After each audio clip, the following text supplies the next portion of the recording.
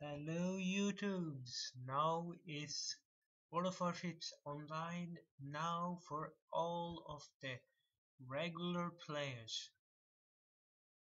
Well, if you have a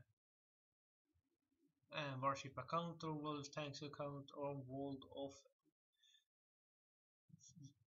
of Aircraft, I never played it, so fuck it. So yeah, this is the open for today. For today and all for all new players, old and new players to wargaming.net.